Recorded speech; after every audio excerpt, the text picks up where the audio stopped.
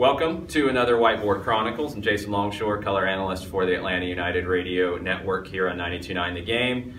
Our coverage on Saturday starts at 6 o'clock, 2 hours of pregame, Five Stripes countdown. Kickoff will be 8:08 for the MLS Cup, Atlanta United, Portland Timbers.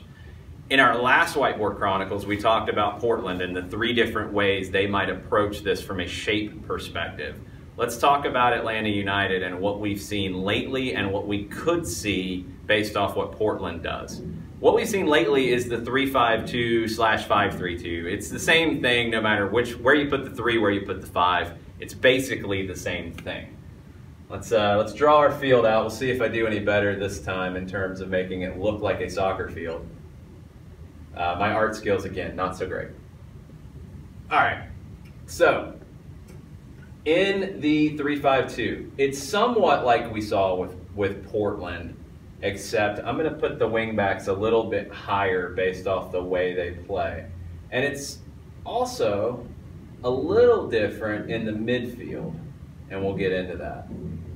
Okay, so the way they've played here lately is your 3 center backs. And I think the preferred 3 center backs for Tata Martino at this stage is Jeff Larentowicz, Michael Parkhurst, Leandro Gonzalez-Pirez. There are some questions about Michael Parkhurst. We saw him injured late in the match against Red Bulls at Red Bull Arena when Bradley Wright Phillips shoved Leandro Gonzalez-Pirez into him, rolled the ankle. He was okay to lift the trophy. He did not train early in the week, although he returned to training on Wednesday. Parkhurst this is going to be his 5th MLS Cup. I don't think there's any way you keep him off the field unless he can't walk. He wants desperately to lift this trophy, and he's been in the midst of, I think, the best year of his career. He's been absolutely outstanding, and I think he'll be at the heart of the back line for Atlanta United on Saturday. So that's your 3 center backs. Greg Garza's return has been huge at left back. Franco Escobar has been your right wing back. And then your 3 central midfielders. Eric Remedi has been in the middle. Julian Gressel has been on the left side. Darlington Nagbe on the right side. At times, it can look like a straight line. At times, Remedi drops a little bit deeper. These guys step a little bit higher.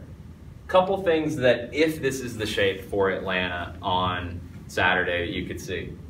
Wouldn't shock me to see Julian Gressel back over here on the right side. That would give him the flexibility to flare out into the space and hit that early cross that we've seen him do so much this season. You're going to have more possession here. You're going to have more opportunities to get on the ball and create those opportunities for Julian Gressel. You might want to see him on that side in this one. You could see Julian Gressel over here, actually. Franco Escobar has been outstanding in the postseason. He is a more defensively minded player. Julian Gressel is your player that's going to get forward a little bit more, bomb down the wing. If you're going to have more of the ball and you feel like you're going to be able to control the match in that way, you could see Julian Gressel back here in what I think is his best position. He's done the job here. I think he's better suited to play this role. Up top, it's Josef Martinez, Miguel Almiron, and they are completely free to do whatever they need to do in the attacking half. That's why you've played Miguel Almiron as that second forward in this type of block. Now, could you see things look a little more like this in this match? Remedi sitting here, Nagbe up high, Miguel Almiron up high, and then 2 forwards, Josef Martinez, Tito Villalba.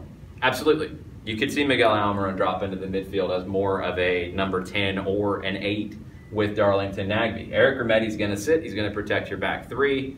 But with more possession, with more opportunity to get forward, you could see Tata Martino a little more adventurous from the start. Tito Villalba is a player that we've seen come up in big moments. Would not surprise me a bit to see him on the field from the start here. Let's talk about the other way Atlanta could approach this and really what was the original base shape this team had from the very beginning. It's the 4-2-3-1, and it's the 4-2-3-1 that we've seen Portland play here lately. So you could see Tata Martino just match it like for like in terms of shape and see if his talent's better than Portland's. The 4-3-2-1 in this scenario, I think, would be Garza, LGP, Parkhurst, Escobar, Remedi, Larentowicz, Almiron here, or maybe here, Gressel here, maybe there, Martinez up here for sure. You have some other possibilities here. Ezequiel Barco is a player that in possession, great player to have. He can unlock a defense. Could you see him get the start here? Anything's possible. Nagbe could be here with Remedi and Lorenowitz. Almiron could be out wide. There's a lot of flexibility built into both shapes for Atlanta United, and it's going to be necessary in this match because Giovanni Savarese is a very smart, cagey manager who is not married to any one way to play. So I think Atlanta United comes out, wants to control the possession early, wants to see what Portland is going to do against them, and then makes adjustments. We could have the same 11 players start in a 3-5-2 and end up in this type of shape if that's what the situation calls for it.